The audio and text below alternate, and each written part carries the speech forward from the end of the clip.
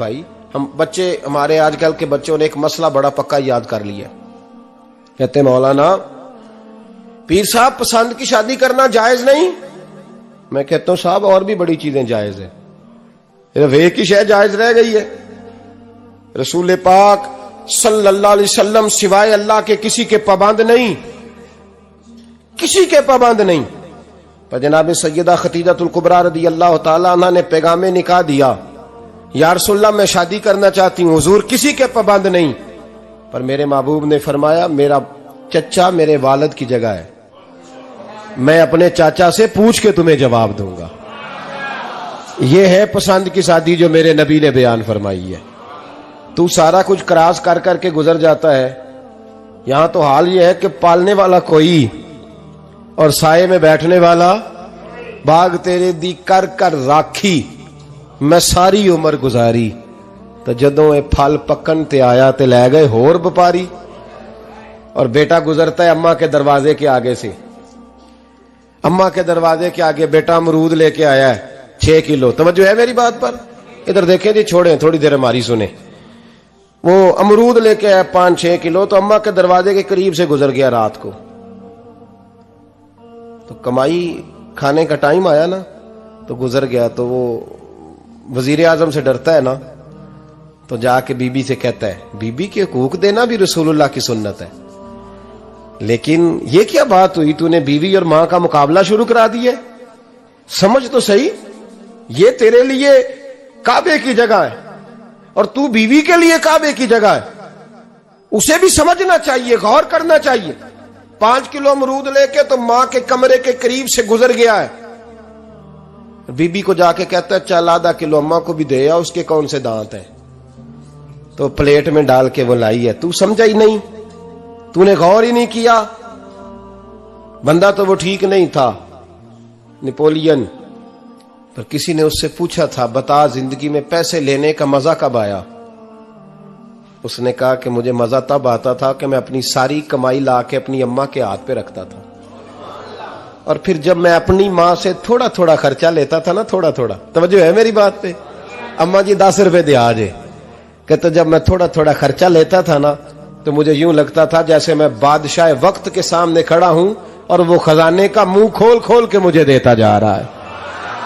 تو اس ذائقے کو سمجھ تو صحیح بھائی، تو اس کو سمجھ تو صحیح بھائی. یاد رکھیں اور غور کریں، ماں اور باپ. اور پھر یہ بھی سن لیں، نبی پاک صلی اللہ تعالی علیہ وآلہ وسلم نے ماں باپ کے لیے فرمایا ہما جنتک و نارک، یہی تیری جنت ہے اور یہی تیرے لیے جہنم ہے. اگر یہ راضی ہو گئے تو تیرے لیے جنت ہے، ناراض ہو گئے تو چاہے تو ایک 100 پیر کے مزار پہ حاضری دے آ، لیکن جب تک ابا راضی نہیں اتنی دیر تک اللہ راضی. یہ حدیث پاک ہے، حضور نے فرمایا جس کے والد راضی اس کا اللہ راضی، اور جس کا باپ ناراض اس کا اللہ.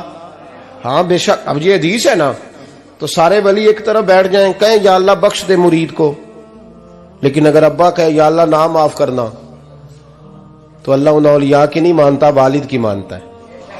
اس لیے بلے شاہ سمانی اڈدیاں پڑھنا ہے، جیڑا گھر بیٹھا انہوں پڑھیا ہی نہیں.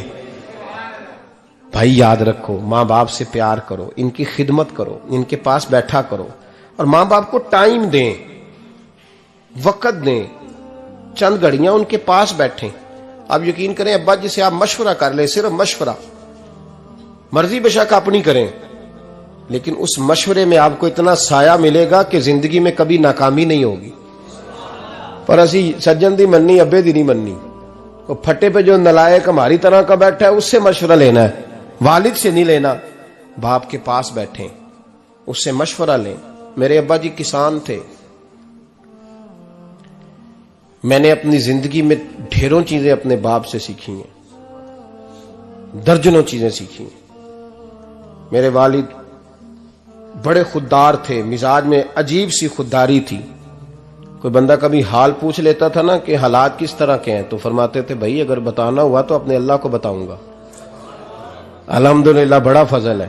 میں نے ان کے ہاتھوں پہ ہمیشہ چھالے دیکھے، ہمیشہ چھالے، لیکن ان کا ہاتھ کبھی کسی دنیا دار کے سامنے پھیلتا ہوا نہیں دیکھا.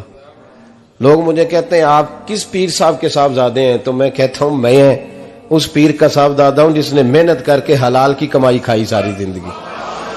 یہ لوگ پیر نہیں ہوتے، یہ مرشد نہیں ہوتے، اور میں نے درجنوں چیزیں سیکھی ان سے۔ تو سیکھنے تو بیٹھ، تجھے ہزاروں چیزیں ملیں گی۔ بھائی اپنی زندگی میں ماں باپ کی طرف دیکھو، سب سے ضروری کام ہے انہیں وقت دو۔ اماں کے او بھائی بڑا مشکل ہے دنیا داروں سے تعریف کرانا، تے اماں دے کول تے ایویں 2 منٹ راتی بھئی نہ کھی اماں پیر کٹے نہ رضائی جو تیرے گھٹ چھڑا، تے اماں کہندی جا میرا پتر تھکیا آیا تو سو جا کے، میں کدو کام لگی سا، میں کدو حل وان ڈئی سا، جا سو جا کے۔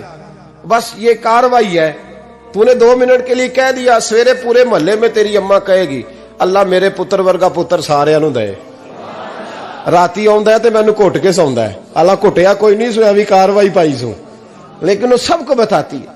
تو بھائی اتنی قیمتی چیز اور تو چھوڑ کے میں ابھی جلسے سے دیر سے آتا تھا نا، اب تو جاتا نہیں زیادہ جگہوں پہ، کوشش کرتا ہوں کہ چلو ماحول کے مطابق، تھوڑا خشک آدمی ہوں تو ہر جگہ سیٹ نہیں ہو پاتا، اس لیے کم جاتا ہوں۔ تو کبھی رات کو آتے تھے نا دیر سے، میری اماں جی شوگر کی مریض تھیں، تو میں چھوٹے بھائی کو فون کرتا تھا کہ اماں جی سو گئے، کہنے سو گئے۔ میں کہتا تھا کہ تو نہ اس طرح کر، نیچے آ جا، 2 بج گئے، وہ شوگر کی مریض ہیں، آنکھ کھل جائے نا تو دوبارہ لگتی نہیں بزرگوں کی، تو دروازہ کھول دے، اندر دستک دی تو دقت ہوگی۔ تو میں جوتے اتار کے اندر داخل ہوتا تھا، تو پہلا قدم رکھتا تھا تو میری اماں بول پڑتی تھی پتر آ گئے آ گئے۔ او بھائی تو اس درد کو سمجھنا، کوئی تجھے ملے گا، کوئی ملے گا تجھے ایسا؟ اب میں دور دراز بھی چلا جاتا ہوں، ان کی زندگی میں نہیں جا پایا، کہتے ہیں ہم نے نہیں جانا، گھر میں رہنا ہے، اس کیف کو سمجھ لے، اس دولت کے قریب ہو جا۔ حضرت ابو ہریرہ رضی اللہ تعالیٰ عنہ فرماتے ہیں میری اماں بوڑھی تھیں، میں ان کی خدمت کرتا تھا۔ باپ کی خدمت اور ماں کی خدمت سب کے حصے میں نہیں آتی، یہ رب جسے محبوب رکھتا ہے اسے یہ موقع عطا کرتا ہے۔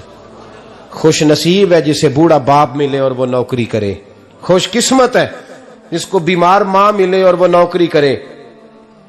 حضرت ابو ہریرہ فرماتے ہیں میری اماں بوڑھی تھیں تو ان کا معدہ کمزور ہو گیا تھا، تو میں اٹھا کے پخانہ پیشاب کرتا تھا تو کئی دفعہ میرے اوپر کر دیتی تھی۔ یہ حضرت ابن جوزی علیہ رحمہ نے اس کو لکھا ہے، فرماتے ہیں میرے دل میں خیال آتا تھا کہ میں بڑا خدمت گزار ہوں اپنی ماں کا۔ ایک دن میں حضرت عمر کے پاس بیٹھا تھا ان کے دور خلافت میں، تو ایک شخص آ گیا، اس شخص نے آ کر کے کہا کہ حضرت عمر سے حضور ایک مسئلہ پوچھنا ہے۔ فرمایا پوچھو۔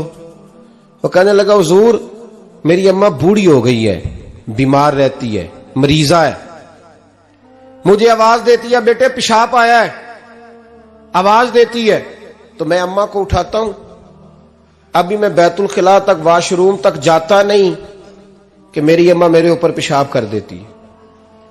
حضرت عمر سے کہنے لگا حضور بچپن میں اماں پہ پیشاب کرتا تھا، اب اماں میرے اوپر کر دیتی ہے تو حق ادا ہو گیا نا۔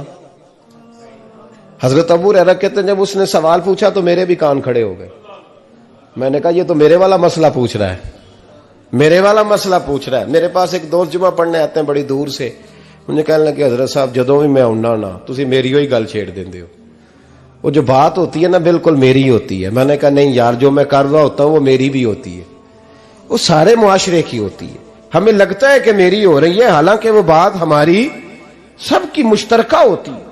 سن لے اور یاد رکھ لیں۔ حضرت ابو ہریرہ فرماتے ہیں میرے کان کھڑے ہو گئے، میں نے کہا اس نے تو میری بات پوچھنی شروع کر دی۔ حضرت فاروق اعظم سے کہنے لگا حضور بچپن میں اماں پہ پیشاب کرتا تھا، وہ میرے اوپر کر دیتی ہے تو حق ادا ہو گیا؟ حضرت عمر کہنے لگے نہیں کوئی نہیں ہوا۔ اس نے کہا حضور مجھے سمجھائیں، وہ سارے کام جو میں اماں کے ساتھ کرتا تھا اماں میرے ساتھ کرتی ہے تو کیوں نہیں ہوا؟ حضرت عمر کہنے لگے بھائی پیشاب تو بھی اماں پہ کرتا تھا اور اماں بھی تیرے اوپر کرتی ہے، پر تیری اور تیری ماں کی سوچ میں بڑا فرق ہے۔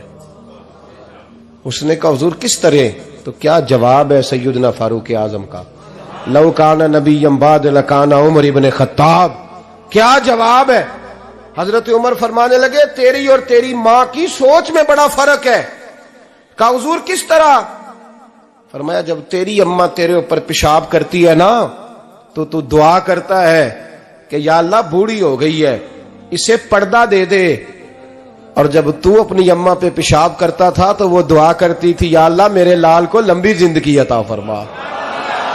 فرمایا یہ تیرا اور اس کا فرق ہے، تو پردے کی دعائیں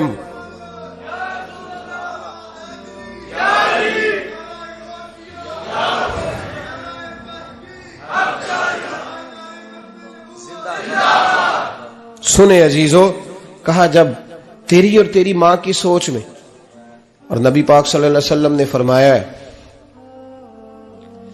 جتنے بھی گناہ انسان کرتا ہے نا اللہ کریم سزا کو روک دیتا ہے، قیامت میں سزا دے گا، اور جو ماں باپ کا نافرمان ہے نا اس کو دنیا میں بھی سزا ملے گی، جو ماں باپ کا نافرمان ہے اسے دنیا میں بھی۔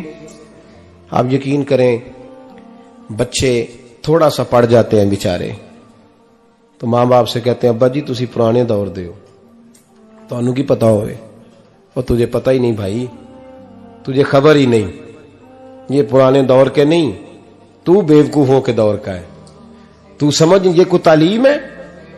اکبر الہآبادی نے کہا تھا ہم ایسی لاکھوں کتابیں قابل ضبطی سمجھتے ہیں، ضبط کرنے کو دل کرتا ہے، ہم ایسی لاکھوں کتابیں قابل ضبطی سمجھتے ہیں جن کو پڑھ کے بیٹے باپ کو خبتی سمجھتے ہیں۔ بات کرنے والی ماں اور باپ اتنا بڑا درجہ ہے، اور بھائی